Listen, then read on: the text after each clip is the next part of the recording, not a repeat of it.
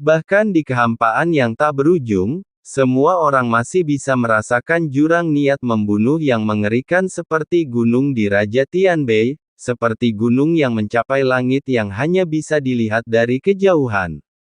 Oh, kesadaran spiritual Raja Tianbei melirik banyak aura yang tersisa di sekitarnya, tersenyum mengejek. Mengabaikannya, dan berjalan selangkah demi selangkah keluar gua di distrik Yuanjia di bawah pengawasan semua orang. Gua No. 6199, Distrik Yuanjia. Raja Tianbei melihat ke gua di depannya, dan di depan semua orang, dia melengkungkan tangannya, dan pada saat yang sama, suara keras langsung menyebar. Raja Tianbei dari kerajaan Yong, datanglah mengunjungi teman suci Qin Chen. Raja Tianbei tampak serius dan menunggu dalam diam. Dia benar-benar berbeda dari orang yang sombong dan mendominasi seperti sebelumnya di gerbang kota timur, seolah-olah dia adalah orang yang berbeda. Raja Utara bertingkah seperti ini hari ini. Apa yang terjadi? Semua orang di kejauhan tercengang dan melihat pemandangan ini dengan tidak percaya. Apakah ini Raja Tianbei dari kerajaan Yong yang terkenal dan berapi-api? Sangat sopan. Ini adalah Raja Negeri Utara. Di kejauhan, Mo Yun juga memperhatikan tempat ini secara diam-diam. Melihat ini, wajahnya langsung memerah. Semakin dia menghormati Qin Chen menunjukkan tintanya ke arahnya di gerbang kota timur. Benci. Mo Yun mengertakkan gigi, matanya dingin. Tapi dia tidak berani melakukan apapun. Di Gua 6199, Distrik Yuanjia. Di aula utama, panggilan. Napas yang menakutkan menyembur keluar, dan Qin Chen, yang sedang mundur, perlahan membuka matanya. Ada cahaya mengerikan yang melonjak di pupilnya, seolah-olah dunia sedang terbuka, yang mengejutkan. Hampir 60 juta kristal kaisar semuanya dikonsumsi hanya dalam waktu setengah bulan. Qin Chen menghela nafas dalam diam saat dia melihat sisa-sisa kristal kekaisaran yang tak terhitung jumlahnya di depannya berubah menjadi abu dan sedikit aura jalan menghilang. Tidak cukup. Qin Chen merasakan kekuatan kaisar melonjak di tubuhnya, dengan ekspresi pahit di wajahnya. Sebenarnya agak berbeda. Sial, apakah kamu pecundang?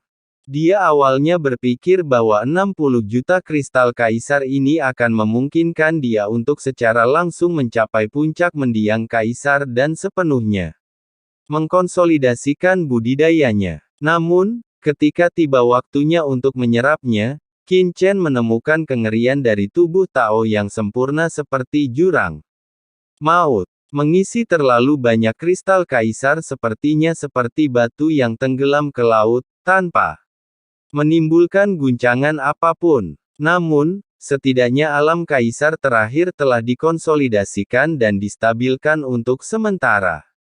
Jika ada lebih banyak kristal kaisar di masa depan, saya bisa melangkah lebih jauh.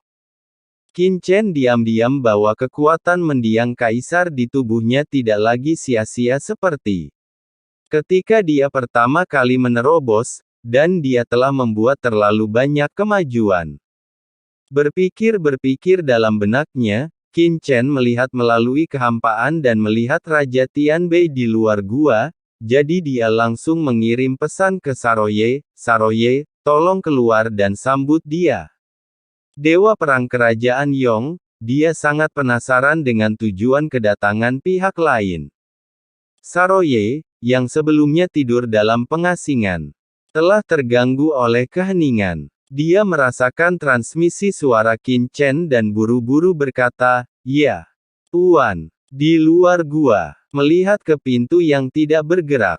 Raja Tianbei hanya berdiri diam di sana, tidak sabar atau tidak sabar. Tapi tentara Shen Wei di belakangnya tidak bisa menahannya. Sebagai pengawal pribadi Raja Tianbei, Master Top dipilih dari orang-orang kuat yang tak terhitung jumlahnya di kerajaan Yong, masing-masing dari mereka adalah orang kuat di bidang bintangnya masing-masing. Tuan Raja Tianbei menderita ketidakadilan seperti itu. Kecuali penguasa kerajaan Yong, tidak ada yang bisa membuat Raja Tianbei menunggu. Segera, dua pemimpin tentara Shenwei melangkah maju dengan kilatan di mata mereka dan hendak bertanya. Raja Tianbei tiba-tiba menoleh, matanya yang tajam menusuk mata mereka berdua seperti dua pedang dewa, membawa peringatan sehingga mereka segera mundur selangkah, berlumuran keringat. Mencicit. Saat ini, pintu gua di depan Raja Tianbei akhirnya terbuka. Sesosok tubuh besar keluar dari sana, itu adalah Saroye. Raja Tianbei dari kerajaan Yong. Dia melihat ke atas dan ke bawah ke arah Raja Tianbei. Aura mendominasi dan membunuh yang terpancar dari pria ini membuatnya merasa sedikit ketakutan, tetapi ekspresi Saroye tidak goyah sama sekali, dan bahkan menunjukkan sedikit ketidaksenangan. Dia baru saja menerobos mundurnya kaisar tahap akhir, dan setengah dari kakinya telah melangkah masuk. Pada saat kritis, tiba-tiba Raja Bei datang berkunjung dan tiba-tiba menghentikan kultivasinya. Jika bukan karena orang ini, aku akan mampu menerobos ke kaisar tahap akhir satu hari.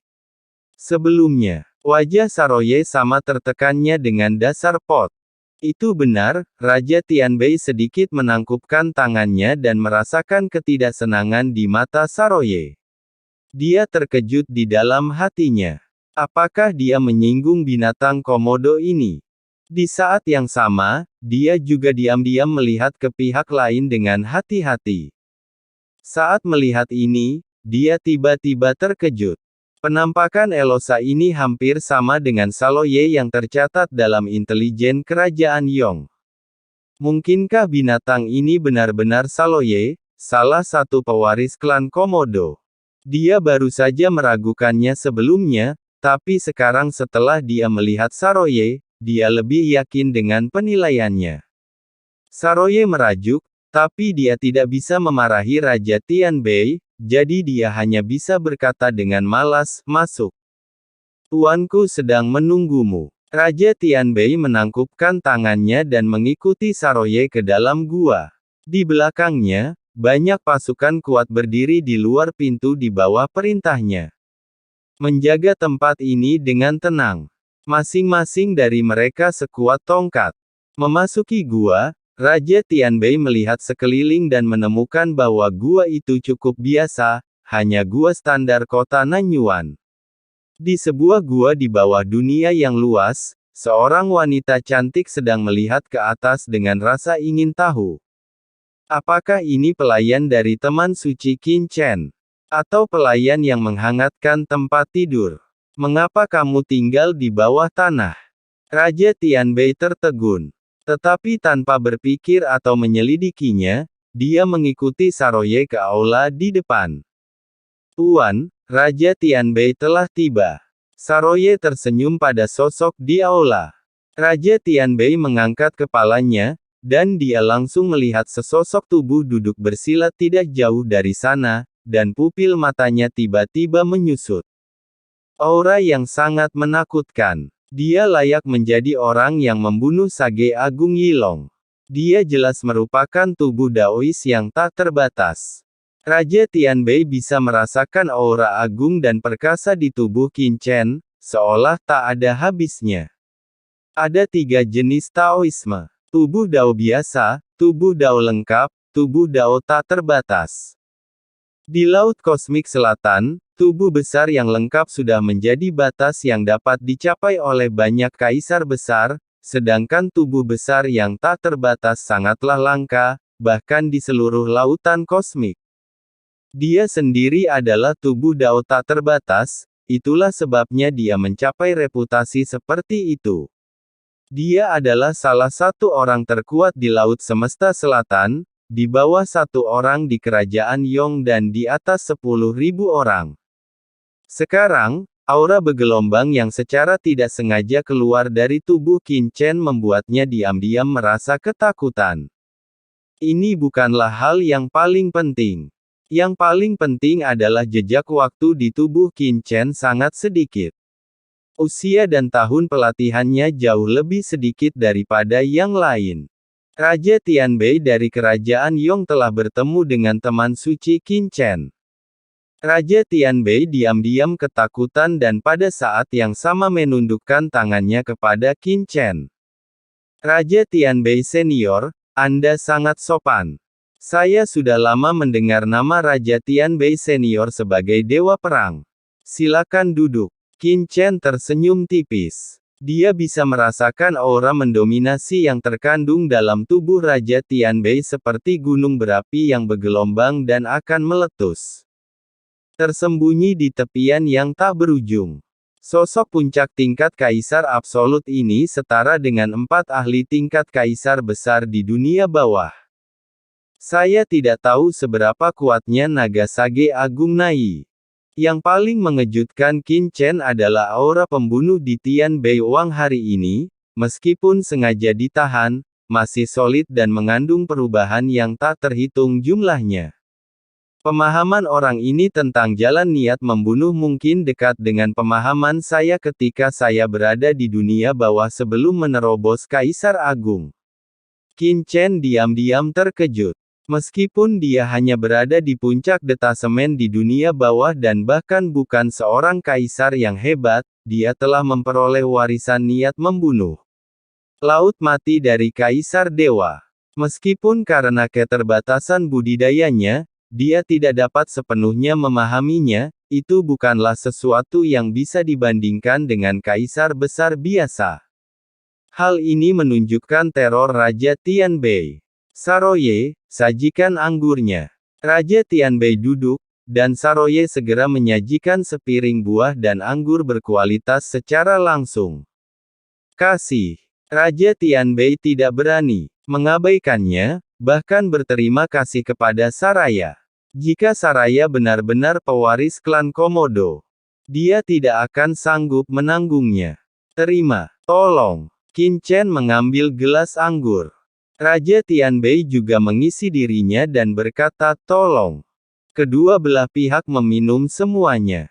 Anggur kental masuk ke tenggorokannya, dan Raja Tianbei terkejut. Anggur ini terlalu biasa. Minuman saya rata-rata. Saya harap senior Raja Tianbei tidak keberatan, kata Qin Chen sambil tersenyum.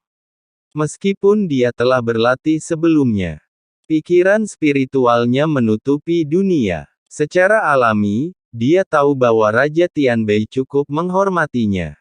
Qin Chen secara alami tahu bagaimana menghormati yang tua dan mencintai yang muda. Di mana itu? Raja Tianbei menangkupkan tangannya. Dengan kekaguman di wajahnya, Qin Shengyu sangat kuat, tetapi dia tinggal di gua yang biasa dan menikmati minuman biasa. Saya mengagumi kemauan kuat dan perbuatan baiknya. Dia tidak menyanjung secara acak. Dengan kekuatan Qin Chen, dia menginginkan rumah mewah di kota Nanyuan ini, meskipun itu hanya masalah kata-kata. Tetapi dia masih tinggal di gua biasa ini rakyat. Saya bertanya-tanya mengapa senior Raja Tianbei datang ke sini kali ini. Qin Chen tersenyum sedikit dan langsung ke pokok permasalahan. Sebelum saya datang ke kota Nanyuan, saya mendengar tentang nama Qin Shengyu. Untuk melindungi masyarakat kota Nanyuan, Qin Shengyu mengabaikan risiko menyinggung masyarakat naga hitam dan secara pribadi membunuh pemimpin ketiga masyarakat naga hitam, Sage Agung kota itu Long. Ini adalah tindakan yang terpuji dan terhormat, aku sangat mengagumimu. Raja Tianbei menghela nafas. Saroye, yang berdiri di samping dan menunggu, menatap Raja Tianbei, merasa bingung. Dikatakan bahwa Raja Tianbei dari kerajaan Yong mendominasi seperti guntur, dan dia adalah dewa perang abadi dari kerajaan Yong. Mengapa dia begitu suka menyanjung? Raja Tianbei berdiri dengan ekspresi serius di wajahnya, bukan hanya saya, tetapi saya, penguasa kerajaan Yong, juga mengetahui masalah ini. Setelah mendengar ini, saya sangat terbuka kepada Qin Shengyu, jadi saya secara khusus mengirim saya di sini dan memerintahkan saya untuk memberikan hadiah kepada orang suci itu. Memberi hadiah. Mata Saroye berbinar.